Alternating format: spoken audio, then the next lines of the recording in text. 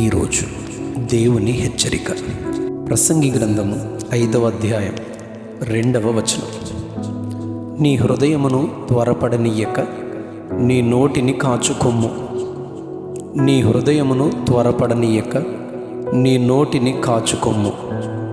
నీవు దేవుని సన్నిధిని అనాలోచనగా పలుకుటకు నీ హృదయమును త్వరపడనీయక నీ నోటిని కాచుకొమ్ము.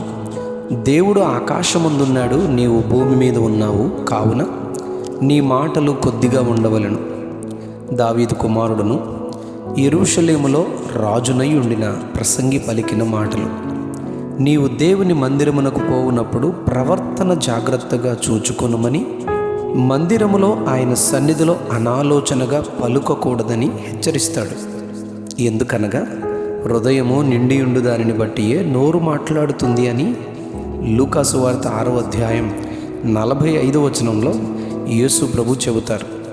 మనుష్యుని మాటలు కొద్దిగా ఉండవలెను అని ప్రసంగి హెచ్చరిస్తూ 6వ వచనంలో, నీ దేహమును శిక్షకు లోపరుచునంత పని నీ నోటి వలన జరుగనీయకుము. నీ మాటల వలన దేవునికి కోపము పుట్టించి నీవేళ నీ కష్టమును వ్యర్థపరుచుకొనిదవు. అధికమైన మాటలు నిష్ప్రయోజనములు అంటారు. మత్తయి సువార్త 5వ అధ్యాయం 37వ వచనంలో, మీ మాట అవునంటే అవును, కాదంటే కాదు అని ఉండాలి. వీటికి మించున్నది దుష్టుని నుండి పుట్టున్నది అంటారు. ఈరోజు మన ధ్యాన వాక్యంలో హృదయమును త్వరపడనీయవద్దు, ఆయన సన్నిధిలో అనాలోచనగా పలుకవద్దు అని ప్రభువు చెబుతారు. ప్రవక్త అయిన ఎలీషా రోజుల్లో షోమ్రోన్లో గొప్ప కరువు ఉంటుంది. కానీ ప్రవక్త రేపు ఈ వేళకు షోమ్రోను ద్వారముందు రూపాయి ఒక్కటింటికి ఒక మానిక సన్నని పిండి, రూపాయి ఒక్కటింటికి 2 మానికల యవలు అమ్మబడతాయి అని, ఇది యెహోవా మాట అని చెబుతారు.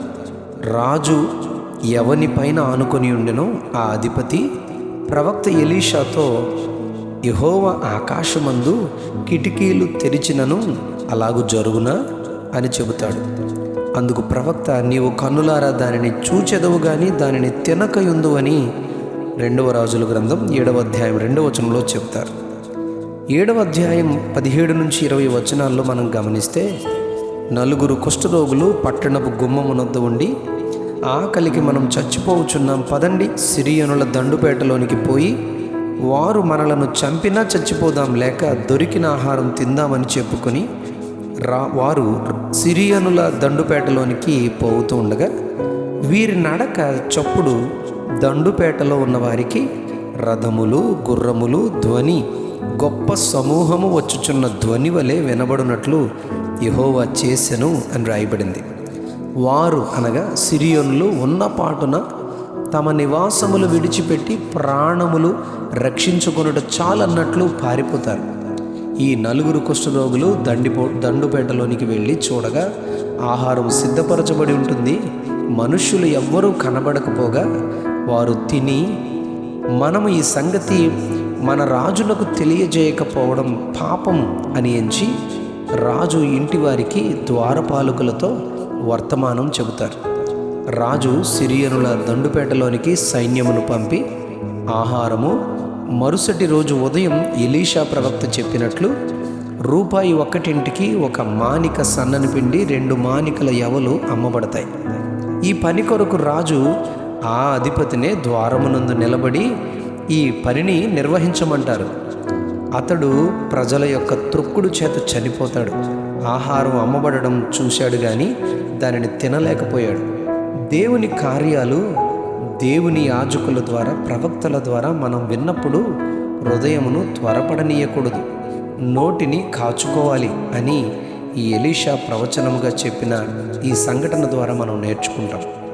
లూకా సువార్త 12వ అధ్యాయం 16వ వచనంలో, సమృద్ధిగా పంట పండిన ధనవంతుడు, నా పంట సమకూర్చుకొనుటకు నాకు స్థలము చాలదు కనుక నేను ఇలాగు చేస్తాను, నా కొట్లు విప్పుతాను, వాటికంటే గొప్ప వాటిని కట్టించి అందులో నా ధాన్యమంతటిని నా ఆస్తిని కూర్చుకొని ప్రాణముతో అనేక సంవత్సరములకు విస్తారమైన ఆస్తి నీకు సమకూర్చబడి ఉంది, సుఖించుము, తినుము, త్రాగుము, సంతోషించుమని చెప్పెదనని అనుకుంటూ ఉండగా, దేవుడు, వెర్రివాడా, ఈ రాత్రి నీ ప్రాణమును అడుగుచున్నాను, నీవు సిద్ధపరిచినవి ఎవని వగును అని దేవుడు ప్రశ్నిస్తాడు.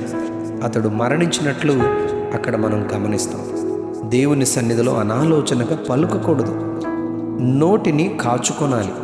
యాకోబు పత్రిక 3వ అధ్యాయం 6వ వచనంలో నాలుక అగ్నియే, అది ప్రకృతి చక్రమునకు చిచ్చుపెట్టును, అది నరకము చేత చిచ్చు పెట్టబడును గనుక యాకోబు 1వ అధ్యాయం 19వ వచనంలో అంటారు, ప్రతి మనుషుడు వినుటకు వేగిరపడువాడును, మాటలాడుటకు నిదానించువాడునై ఉండువలను, కోపించుటకు నిదానించువాడునై ఉండాలి అంటాడు.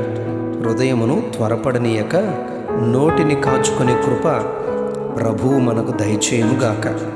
Amen, amen, amen.